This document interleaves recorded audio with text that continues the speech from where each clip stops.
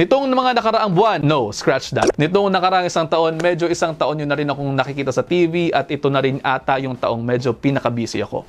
At isang taon na din akong halos na-expose sa realidad ng buhay na sobrang hirap na dinadanas natin dahil sa traffic.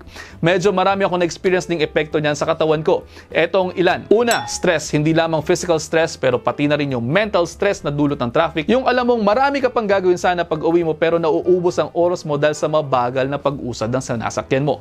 Pangalawa, sleep deprivation. Dahil longer hours ang ginugugol natin sa trapikong ito, less time na rin for sleep sana na kinakailangan natin for brain function. Buti sana kung lahat tayo may driver para nakakatulog tayo sa sasakyan, pero tulad ko, ako may pagkakataong wala akong driver. Sabi nga ng isang producer, totoong tao ko. At pangatlo, loss of productivity. Dahil ang daming nauubos na oras sa traffic, hindi din masyadong nakakagawa ng mga dapat gawin. Kaya nasa-stress ka lamang lalo kasi ang dami mo nagiging backlogs. To the point na sobrang fed up ako sa traffic, parang ang tanging solusyon na lamang yata ay ang kumuha ng place to stay sa Manila kasi lipa Manila ako on most days. Pero bukod dyan, siguro ang kinakailangan talaga mabigyan ng solusyon na yung trapiko natin Kaya kayo, ano sa tingin ninyo ang dapat gawin sa traffic situation natin? Comment down below, babasahin ko yan. Ingat!